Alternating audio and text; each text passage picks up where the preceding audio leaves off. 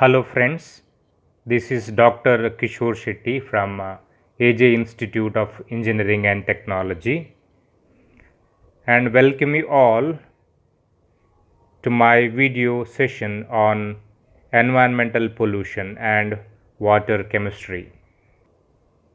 Now in this module 4 we have the topics to discuss: environmental pollution and water technology. So under environmental pollution, we have air pollutants, sources of air pollutants, effects and control of primary air pollutants like carbon monoxide, oxides of nitrogen and sulfur, hydrocarbons, particulate matter, carbon monoxide, mercury and lead. Then secondary air pollutants like ozone, and also we have to discuss about ozone depletion. Then we need to discuss about waste management. Under that, solid waste, e-waste and biomedical waste, sources, characteristics and disposal methods including scientific, landfilling, composting, recycling and reuse. This module also discusses about water technology or water chemistry. It includes introduction, sources and impurities of water, boiler feed water, boiler troubles with disadvantages, scale and sludge formation, boiler corrosion, mainly dissolved oxygen, carbon dioxide and magnesium chloride. Then we need to discuss about sources of water pollution, sewage water, definitions of biological oxygen demand, that is BOD, and chemical oxygen demand, COD, determination of chemical oxygen demand, then numerical problems on chemical oxygen demand. Then we need to discuss about determination of chemical oxygen demand and analysis of water, including sulfates in using gravimetry method, fluorides using colorimetry method, then sewage treatment, mainly primary, secondary, activated sludge process and tertiary methods, then softening of water by ion exchange process, then about desalination of seawater by reverse osmosis process. Reverse osmosis process. Now this is what we have to discuss under this module 4. Dear friends, now let us discuss about environmental pollution. So environmental pollution is nothing but any substance introduced into the environment that adversely affects the usefulness of resources. So for example, if you consider this one as the environment, now this is the environment, okay. Now here introducing the substance, for example, to this particular environment, we are introducing the substance. So substance introduced here maybe in the form of carbon dioxide,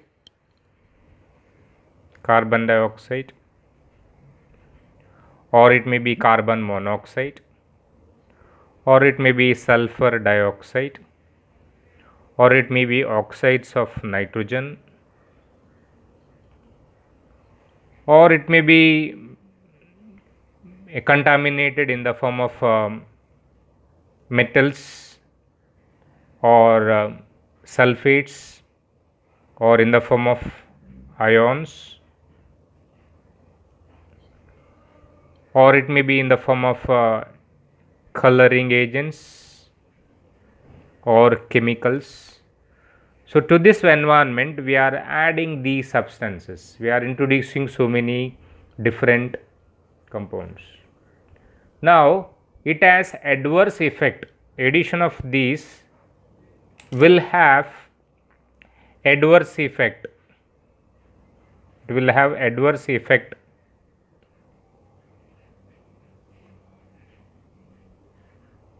and adverse effect may be in the utilizing the resources what are present here.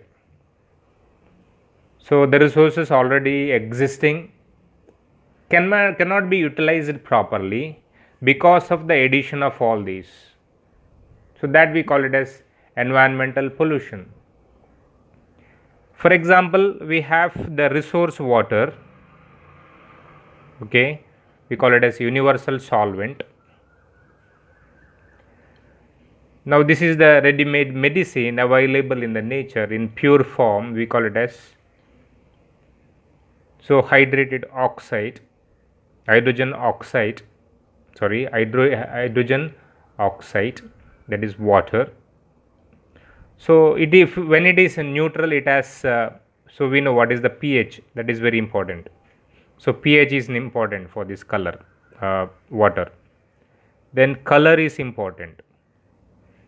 Then taste of this water is important.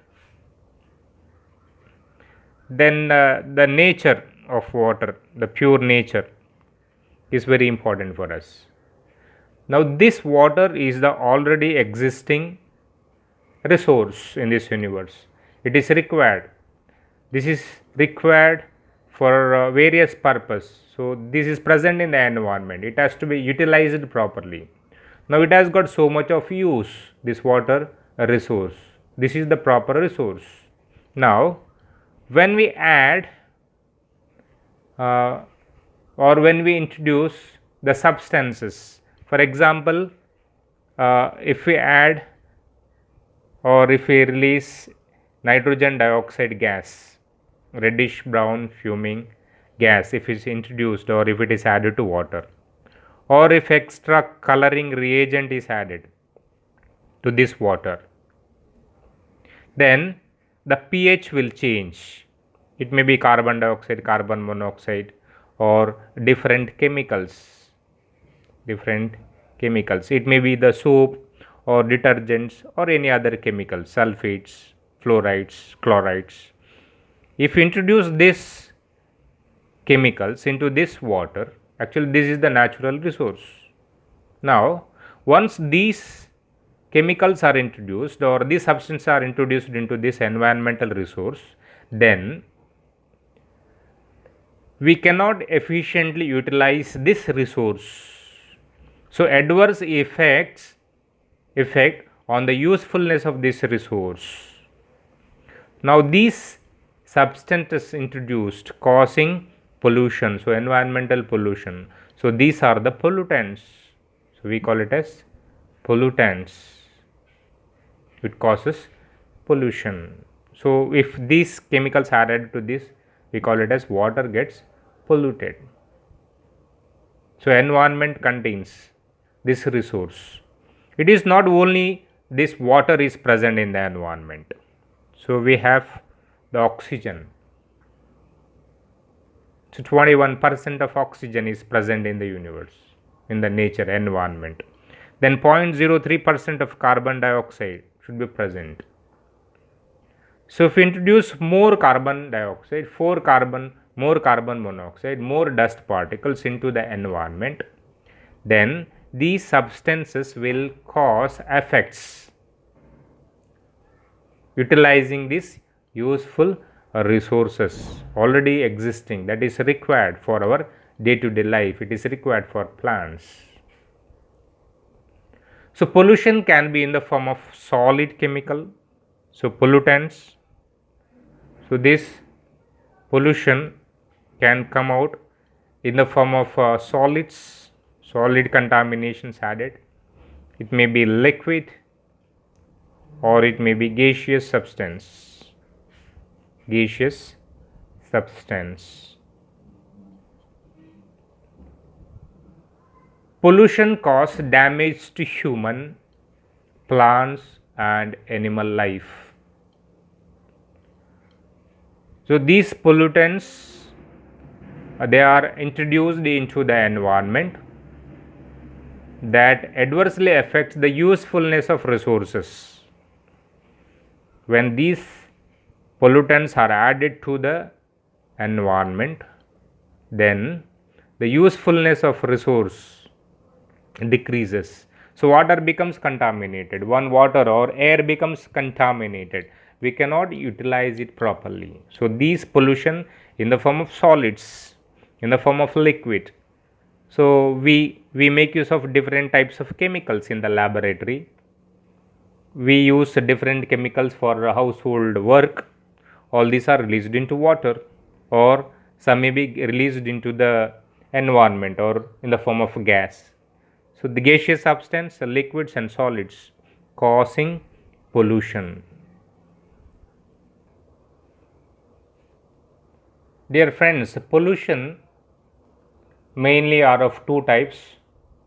One is natural pollution, other one is man-made pollution. Natural pollution is limited in its occurrence, generally from natural hazards like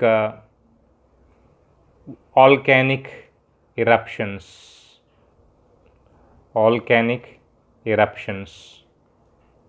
or emission of natural gas,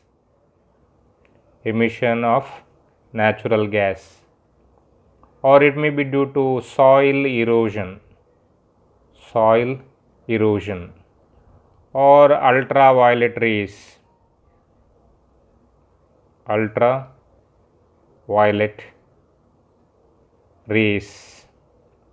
which are emitted, or it may be from cosmic rays. These are the natural sources. For volcanic eruptions, it can lead into smoke or formation of dense fumes of impurities, or it may include gaseous substance. Then natural gas, it can cause natural pollution, then soil erosion, ultraviolet rays and cosmic rays. Now, major contribution of pollution nowadays is man-made pollution. Pollution is usually categorized as air pollution, water pollution, thermal pollution and noise pollution, land and soil pollution, radioactive pollution and marine pollution, etc. So man-made, it is due to human activity.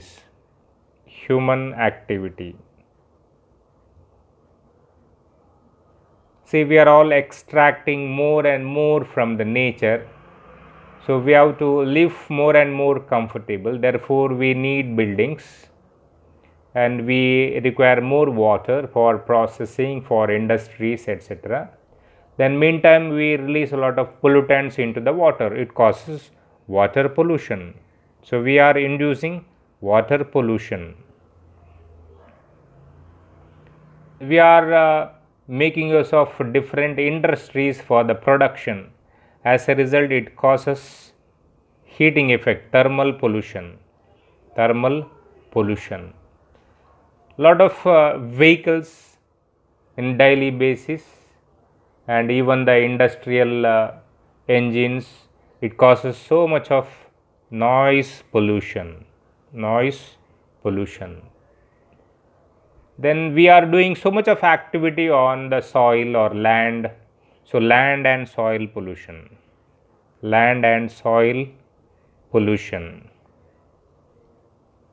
Then we need radioactive elements, or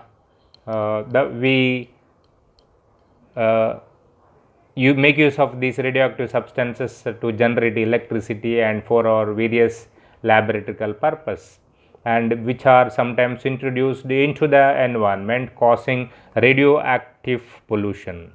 radioactive pollution. Then we make use of seawater mainly as a resource in the form of food, and we do a lot of activities in the seawater, and as a result we are causing marine pollution as also marine pollution also. So these are the pollutions which are created by man. So we do activities sometimes more than the requirement. As a result we are polluting the environment. So this particular portion is larger compared to the natural pollution. Dear friends, now let us discuss about air pollution. Undesirable contamination of gas. Undesirable contamination of gas. Undesirable contamination.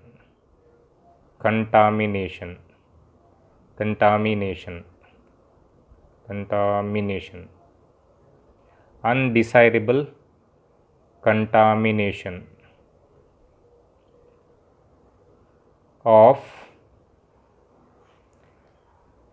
gaseous substance or smoke or dust or fume or mist or odor or chemical particulates or particulate matter. When undesirable contamination in the form of gas, smoke, dust, fume, mist, odor, particulate matter, etc. are introduced into the air, then it causes injurious effect on human beings, plants as well as animals. So this addition of these substances into the air causes air pollution. So these are called air pollutants. Now what is the cause for air pollution? What is the cause? What is the reason? How air pollution is introduced? It is mainly because of industrialization.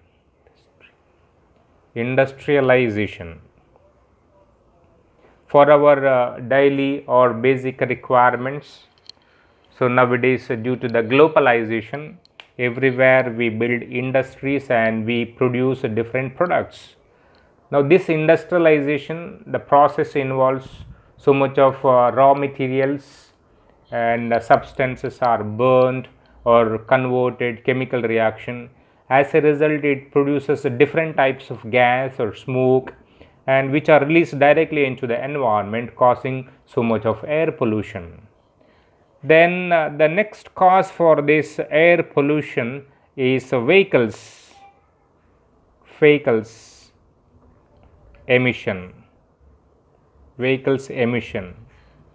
See, for our transport and for our happy living, so we produce different types of vehicles which run by burning fuel in the form of petrol, diesel, kerosene. As a result, so much of carbon monoxide, carbon dioxide, smoke, etc. are released into the environment, causing once again air pollution. Then the next cause is deforestation. And once of course, and increase in population. Because of deforestation, so we are not getting enough oxygen for our survival. So the balance between, or there is total imbalance of our daily requirement. Plants are the main source for consumption of carbon dioxide.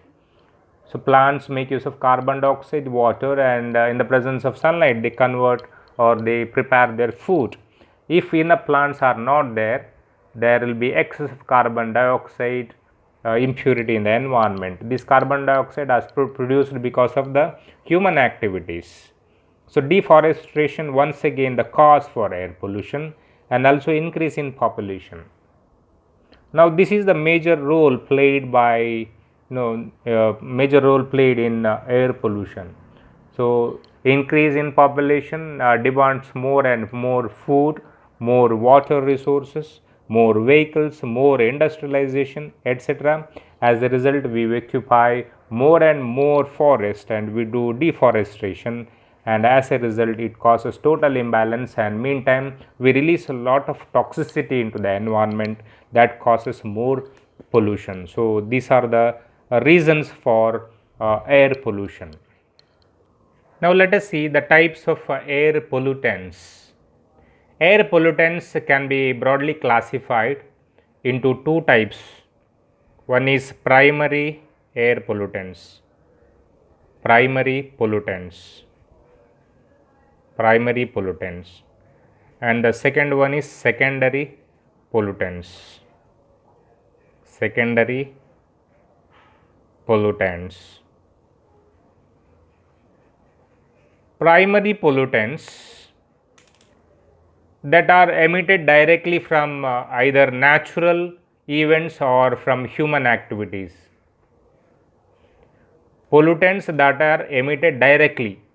So these pollutants are directly emitted from natural events, from natural events, directly from natural events, or from human activities, or from human activities. For example, if there is heavy or torrential rain, it causes soil erosion, and if there is volcanic eruptions, it is a natural event and it causes emission of various toxic gases or smoke into the environment. So it is natural one. And from the vehicles we release lot of pollutants, so directly released into the environment. So it is due to human activities. Now let us discuss these primary pollutants and secondary pollutants separately. Now these secondary pollutants, here the primary pollutants react with each other or from basic components of air. Already primary air pollutant is present, it reacts with another primary pollutant, or it may be reacting with the other basic component of air, and it forms a new pollutant. Therefore it is called secondary pollutant.